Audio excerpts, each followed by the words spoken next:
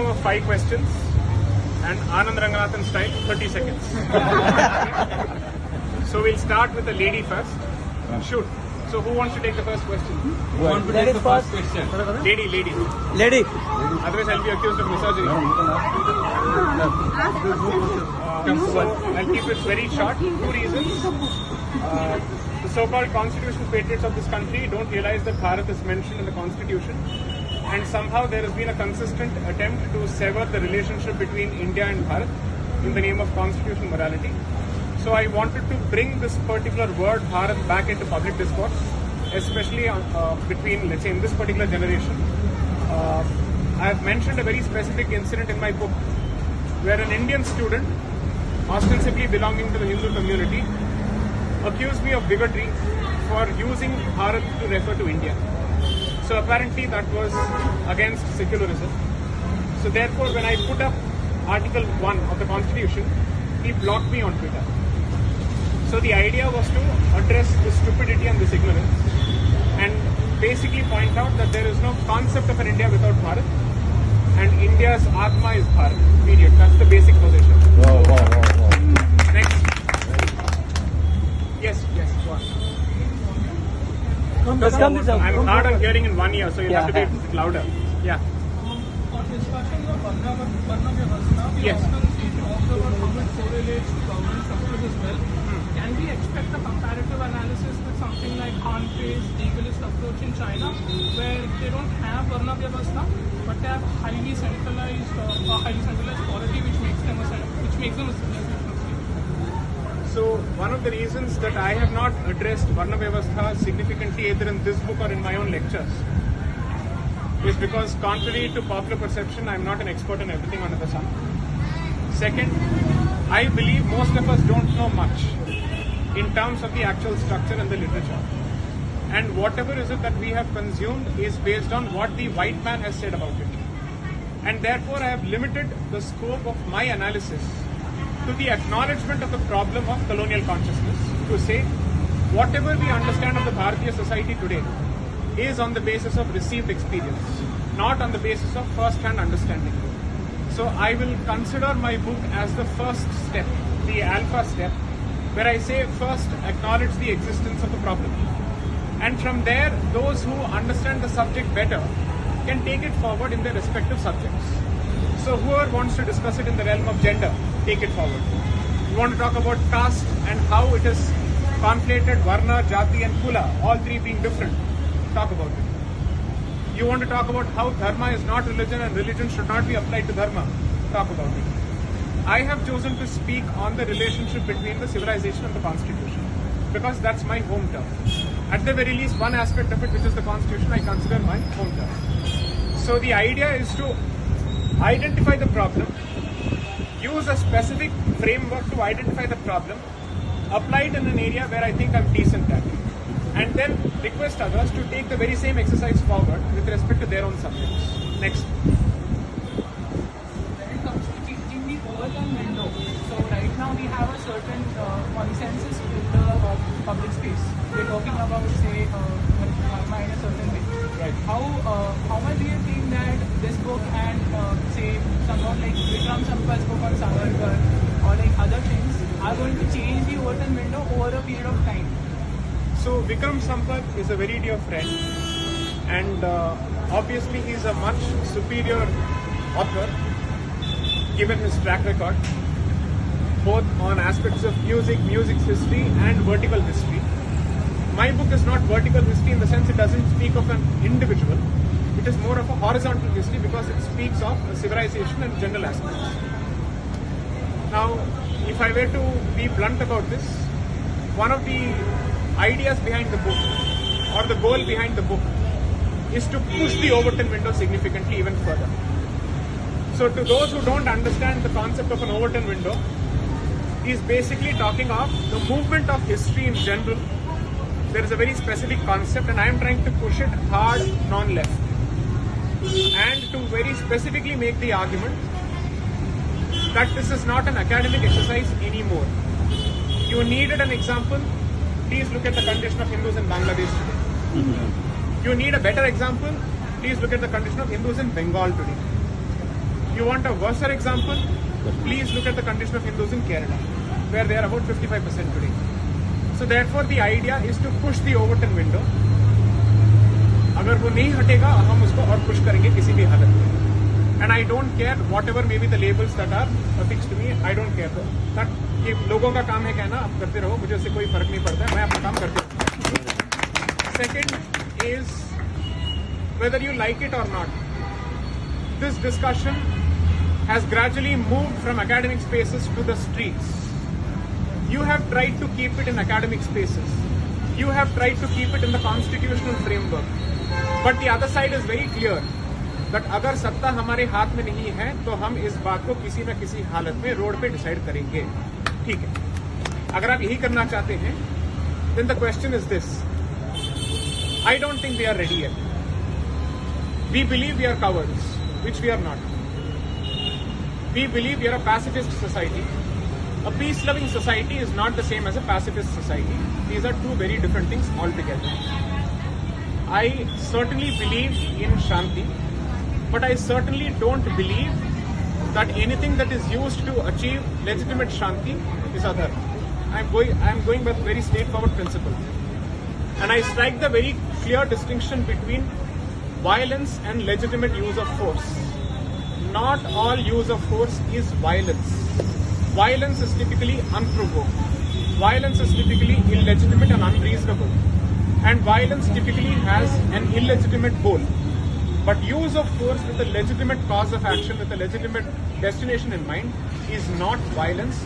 So the stupidity that this generation wallows in, where it doesn't understand the distinction between violence and force, I'm basically trying to say you're killing an essential aspect of Hindu Dharma as well as Bharatiya Sanskriti, which is Kshatriya Dharma. So kindly revive that particular tradition.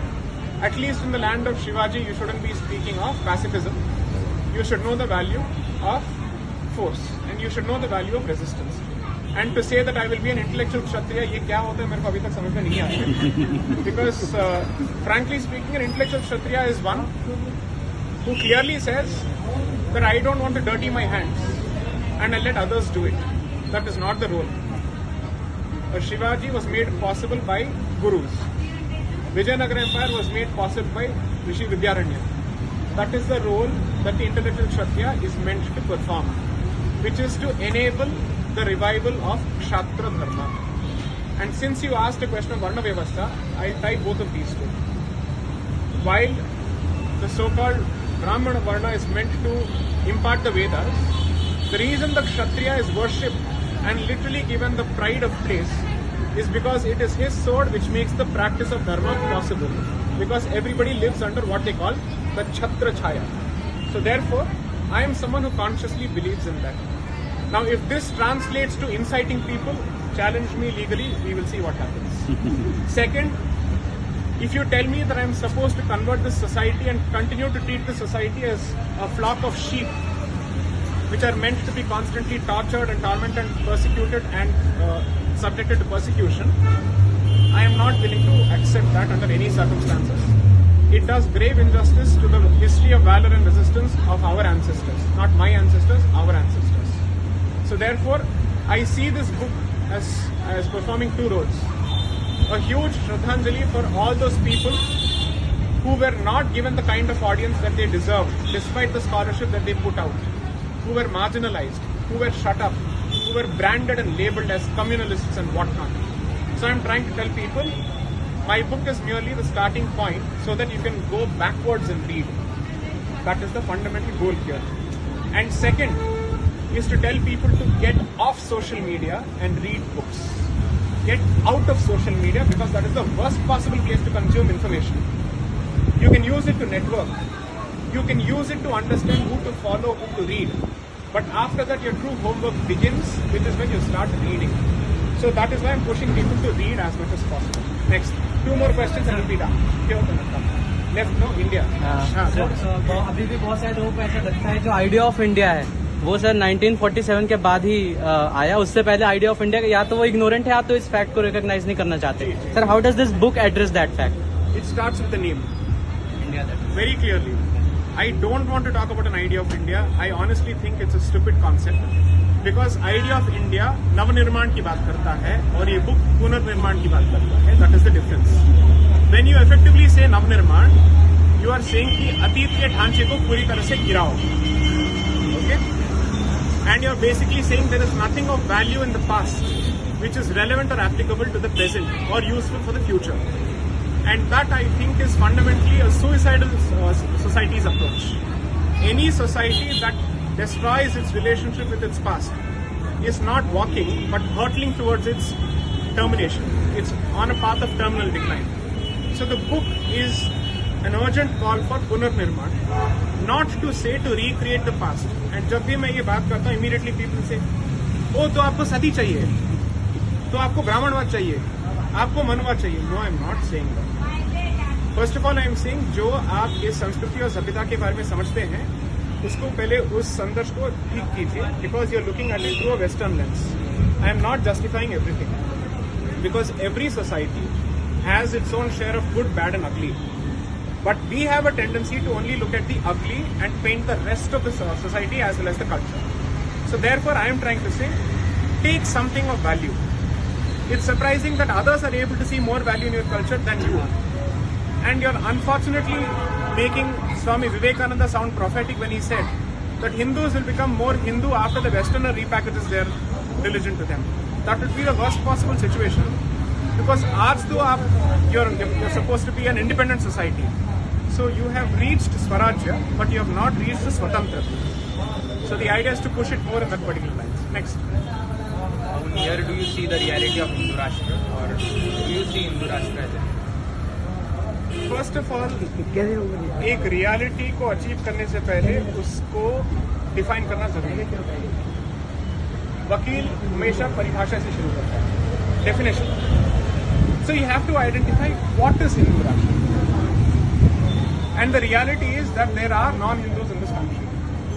तो उनको आप कैसे treat करेंगे, ये भी एक legitimate question है. दोनों को एड्रेस कीजिए. एंड द बैलेंस इज, अगर आपके घर कोई आता है,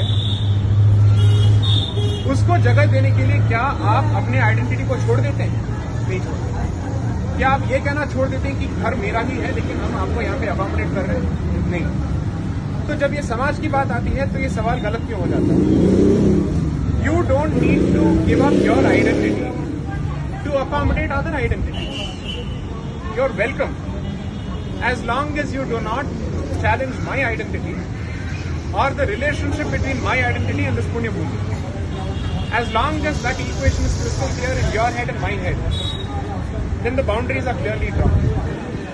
And in any relationship, clear boundaries make for a great relationship, whether it's a marriage or whatever it is. So therefore, it's extremely important in societal relationships that लोग अपने हदों को और दायरों को समझें और उसके अंदर रहें, कोई भी. So first let us define, draw the boundary and then talk about it in public. So ये वेद जो टॉक होता है कि हिंदू राष्ट्र होता क्या है, दिखता कैसे, talk about it first, then talk about it. या last question.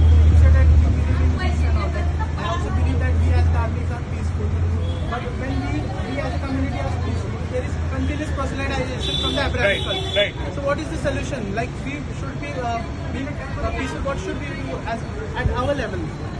See, any peace First, that... one minute, because the one who is prone to proselytization have a very poor social status. So what can we do when we have what is at our level? What is the cause that I'm most associated with? What is the cause that I've chosen often to speak on? Temple freedom? Temple freedom. Why temple freedom? Why did I choose that? Because if the temple can provide support to those who are depressed, both financial and spiritual, उसको किसी के आगे हाथ फैलाने की जरूरत नहीं पड़ेगी. Second, this is alpha level thinking. Go to the next level because situation अगले level पे जा चुका है. How do you explain the conversion of Brahmins and Reddis and Naidus and forward castes? तो ये जो हमारा थिंकिंग है, the conversion is limited only to SC STs, ये तो पुराना स्टोरी है. The latest story is the conversion of Brahmins is going on. Conversion of, let's say, Reddis as a community in Andhra Pradesh is one of the most forward communities. It's a land-owning community. They come from the Kshatriya tradition. These were generals under the Vijayanagara Empire. These are people who have traditionally held land. They have effectively held the position of dharmakartas in traditional institutions such as temples. ये क्यों convert हो रहे हैं? उनके पास पैसा नहीं है या socially backward है, तो क्या हो रहा है? This is where you have to address another problem, that the more you secularize your faith, the less you will be associated with your own roots. And to assume that the mind can be free of some kind of thought is stupidity, because that vacuum will always be filled by something or the other. So stop secularizing your faith. And if you assume, and here's where secularization starts. जो आदमी ये कहता है कि ritual में क्या रखा है, रिचुअल से डिसिप्लिन आता है और रिचुअल से ही जुड़ाव ज्यादा होता है. जिस दिन आपने रिचुअल को खत्म किया, उस दिन आपका सेक्युलराइजेशन शुरू हो गया. And after that you will not, उसके बाद तो फर्स्ट स्टेप क्या होगा, रिचुअल की क्या जरूरत है. अगला स्टेप क्या हो, मंदिर की क्या जरूरत है. तो रिचुअल को हटाओ, मंदिर को हटाओ, and then the next stupidity will start. Ram Janmabhoomi में अस्पताल बनाओ. That is the ultimate level of stupidity. 500 साल के लिए लोग लड़ रहे हैं, मर रहे हैं, और आपको वहां पे अस्पताल चाहिए. तो क्या दूसरी तरफ अगर जीतता तो वो क्या वहां पे अस्पताल बनाते हैं? तो क्या लोग वहां पे अस्पताल के लिए लड़ रहे थे? What is it going on, man? So, understand the science behind your knowledge system. Your dharma is not religion. Your dharma is fundamentally a knowledge structure. But knowledge and belief go hand in hand. You will not understand the logic of mathematics without putting some faith in its equations. There is no 0 and 1 unless and until you are willing to give 0 and 1 the respect of 0 and 1. So therefore, first understand why you are expected to go to an institution, why you are expected to submit to the daily discipline of a religious practice. What are you protecting if you can't practice it? And if you practice it better, you will exactly understand what you're protecting. And therefore, your commitment to protect it will be even better. So, conversion is no more limited to one segment of the Hindu society, which only shows the advanced stage of the cancer. So focus on going back to your traditional institutions. YouTube से धर्म के बारे में consume करना बंद करो. New age गुरु से कुछ नहीं सीखना है आपको. आई एम सॉरी टू से this. Go back to your sampradayas. Maharashtra is a state with a fantastic sampradayas. So many sampradayas here for across communities. Go back to your traditional gurus. Go back to your traditional institutions. Then you will understand the value of dharma. एक जगह पे कुछ फूंक के बात करना ये गलत होता है. ऐसे नहीं करना चाहिए. Give this particular religion and its sampradayas the respect that it deserves by going back to sampradaya. Why is sampradaya important? Let's go a step further. Sampradaya represents not some tradition. It represents a continuity of tradition. It shows received wisdom for several generations. So the question is what? If something has withstood the test of time and history, if you choose to fight against it, you're fighting against time. And anybody who fights against time will lose a sore battle. There is no way you can win against it. That is why tradition is respected. If I say it, I'll be branded a communist. I'll be branded a Brahmanwadi. I'll be branded a Manuvadi. I don't care. But you want a better person? Okay, I'll give a white-skinned person's argument. Read Nicholas Nassim Taleb on the logic behind respecting traditional wisdom. He has written on this abundantly, that do not interfere with societal structures that have survived the ravages of time and history, because आपके पास उसको replace करने का कोई alternative नहीं है. और जब तक आपके पास ऑल्टरनेटिव नहीं है, मुंह बंद रखो. आपका ये सोल्यूशन ये थोड़ी हो सकता है कि जो है उसको तोड़ दूंगा, लेकिन उसके ऑल्टरनेटिव में क्या दोगे, आपके पास कोई जवाब नहीं है, तो बचेगा क्या? Anarchy, chaos, disorder. That's exactly what is happening today. You are hell-bent on destroying every societal structure in the name of superstition and casteism without understanding what it represents. And you haven't been able to give a replacement or a substitute. And therefore you are left with a vacuous identity, Hindu unity. ये क्या चीज होता है? How do you unite Hindus in general? Even in an army, a soldier first relates to his company and then to the larger unit. That's exactly how it is, because localization is what is meant to happen. If you protect the local identity, you are protecting the civilizational identity. क्योंकि हम central command structure के basis पे काम नहीं करते. Will you listen to a Shaivite if you happen to be a Vaishnavite? Why should you? will you listen to a Vaishnavaite thing happen to Shaiva? You should not be, because you have your own tradition. You protect your Vaishnavism, he will protect your Shaivism. That's how you will protect your Hinduism. So, do you mean that that is our strength actually? What is being presented as our weakness is our strength. But the problem is, what you understand of the structure is a distorted history. And therefore you will start with Brahmanvad and Manuvad. So therefore this book is meant to say, unlearn first, उसके बाद learning होगा. जो आपको लगता है कि आपको आता है, जो गागर है उसको उंडेल दो, जितना पानी है उसको फेंक दो पहले, तुम्हें कुछ नहीं आता. And I'm not saying this to others. I'm saying this to myself first. Because I used to say the same nonsense until 2015 and 16. So I'm much more relatable because I come from the same stupid generation. Okay? And therefore I am saying I'm evolving. And I think I've benefited from that. Now the choice is yours. आज की सभा यहीं पे समाप्त करते हैं. जिन्होंने book लिया है वो इस ये तरफ साइड लाइन में आ जाए, ये साइड पे आई लाइन. और जिनको बुक लेना है वो ये साइड पे इस तरफ की लाइन में रहे. तो दोनों को एक एक, जिन्होंने बुक लिया है उनको एक ऑटोग्राफ मिलेगा और जिसको नया So लेना है one उसको भी request, I have to go to Aund at what time? 4 o'clock.